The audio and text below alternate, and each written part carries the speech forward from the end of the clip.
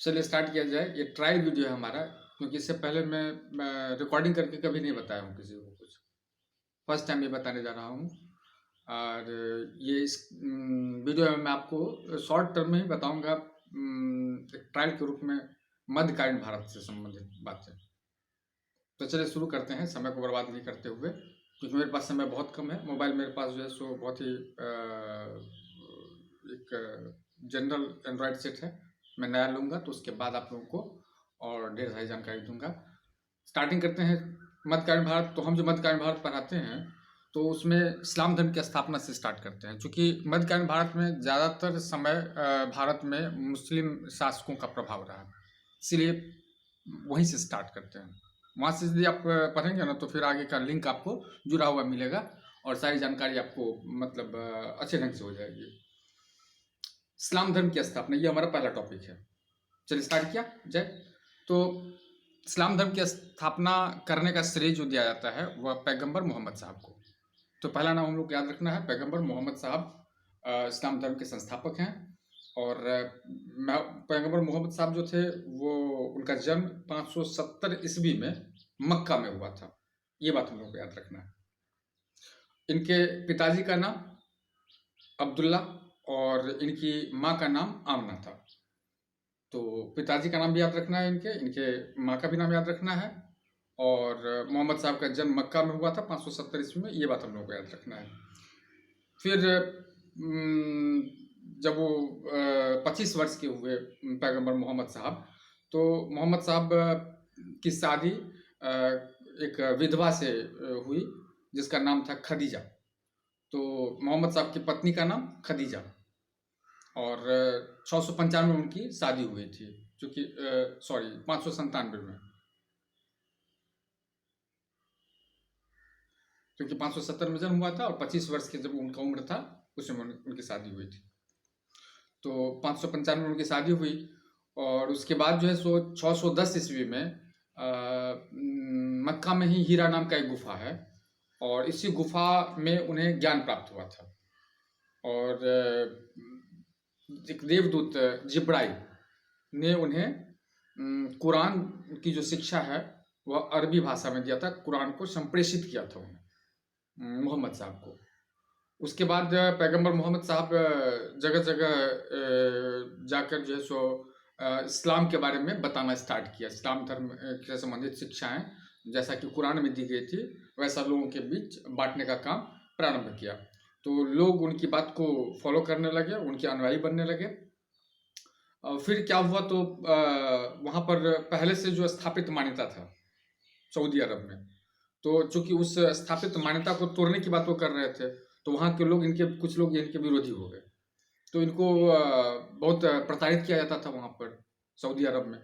तो 622 ईस्वी में इन्होंने क्या किया, तो मक्का मतलब छोड़ दिया और मक्का से मदीना की ओर रुख किया 24 सितंबर 622 को, और इसे हिजरत नाम दिया गया। हिजरत का मतलब हो गया प्रस्थान करना। तो ये हिजरत का नाम दिया गया। तो पैगंबर मोहम्मद साहब मक्का से मदीना की ओर हिजरत कब किए, तो 622 ईस्वी में 24 सितंबर 622 को। और इस डे को जो सेलिब्रेट किया जाता है वह मतलब इस्लाम धर्म में वह एक संवत के रूप में जो है इसको मनाना शुरू किया गया। इस्लामिक कैलेंडर जिसे हिजरी संवत कहा जाता है। तो हिजरी संवत की शुरुआत जो होती है किस अवसर पर होती है, तो मोहम्मद साहब मक्का से मदीना की ओर जो हिजरत करते हैं उस अवसर पर होती है, और 24 सितंबर 622 को स्टार्ट होता है ये। और उसके बाद एक बात और ध्यान रखना आप लोगों को, जो कि मक्का और मदीना के बीच में डिफरेंस कितना है, तो 400 किलोमीटर का। दोनों हालांकि एक ही देश में है, लेकिन दोनों के बीच में डिफरेंस जो है, डिस्टेंस जो है वह 400 किलोमीटर का है। तो ये बात हम लोगों को अपने ध्यान में रखना है, अपने ध्यान में रखना है। फिर वो मदीना चले गए, तो मदीना में फिर उन्होंने जो है अपने धर्म का, इस्लाम धर्म की जो स्थापना किया था उसका प्रसार प्रारंभ कर दिया। और उसके बाद जो है सो वो मतलब 632 ईस्वी में वहीं मदीना में ही उनका देहांत हो गया और वहीं पर उनको दफनाया गया मदीना में ही। तो इनका जो है सो वहाँ पर वफात हो गया और वहीं पर उनको दफना दिया गया मदीना में उनका मतलब दफनाए जाने का जो है सो जगह है, पवित्र स्थल है। तो इस्लाम धर्म में देखिए मक्का भी बहुत ही इम्पोर्टेंट है, मदीना भी बहुत इम्पोर्टेंट है। तो उसके बाद एक बात और ध्यान रखना है, जो कि इनकी एक पुत्री थी जिसका नाम था फातिमा, उनकी शादी इन्होंने किया था अली से, तो अली इनके दामाद हो गए। हालांकि एक बात और ध्यान रखना है, अली जो थे वह इनके चचा जात थे। चचा जात मतलब इनके चचा का लड़का, जिससे कि उन्होंने अपनी पुत्री का शादी करवाया था अली से। तो अली इनके दामाद हो गए पैगंबर मोहम्मद साहब के। और उसके बाद जो है सो मतलब 632 ईस्वी में इनका जब देहांत हो गया, तो उसके बाद अली जो है सो एक तरह से सब जगह जाकर लोगों को इस्लाम धर्म के बारे में बताना स्टार्ट किया। तो यहाँ पर एक बात ध्यान रखना है, जो पैगंबर मोहम्मद साहब जो जगह जगह जाकर जो प्रवचन देते थे, लोगों को जो मैसेज देते थे, कुरान के बारे में शिक्षा बांटते थे, तो उनके उस मतलब शिक्षाओं में, और अली जो जगह जगह जाकर, उनके दामाद जो थे वो जगह जगह जाकर जो इस्लाम धर्म के बारे में, कुरान से संबंधित बातें बताने का काम करते थे, इन दोनों की शिक्षाओं में कुछ तात्विक अंतर नजर आता था लोगों को। जो दोनों को सुने हुए थे, वो जो पहले वाले को भी सुने हुए थे, मोहम्मद साहब को भी सुने हुए थे, और वो अली को भी सुन रहे हैं, तो उनमें उनको कुछ डिफरेंस, कुछ अंतर नजर आता था। और यही जो अंतर है, ये दो शाखा में बंटने का कारण है इस्लाम धर्म का। इस्लाम धर्म पैगंबर मोहम्मद साहब की मृत्यु के बाद दो अलग अलग शाखाओं में बट गया। एक का नाम पड़ गया सुन्नी और एक का नाम शिया। और ये जो सुन्नी हुआ, तो सुन्नी किसे, तो सुन्नी का मतलब हुआ जो कि इस्लाम धर्म की वह शाखा जिसके अनुयायी पैगंबर मोहम्मद साहब के कथनों और कार्यों में भरोसा रखते हैं, उनमें विश्वास रखते हैं, उनको फॉलो करते हैं। और शिया किसे कहा गया, तो जो पैगंबर मोहम्मद साहब के जो जायज वारिस थे, अली उनके दामाद, उनकी शिक्षाओं में, उनकी द्वारा कही गई बातों में विश्वास रखता है, और उन्हें जो फॉलो करता है उन्हें शिया कहा गया। तो हजरत अली के फॉलोवर्स जो हो गए वो हो गए शिया, और मोहम्मद साहब के जो फॉलोवर्स हो गए, उनको मानने वाले जो हो गए इस्लाम धर्म में, वो हो गए सुन्नी।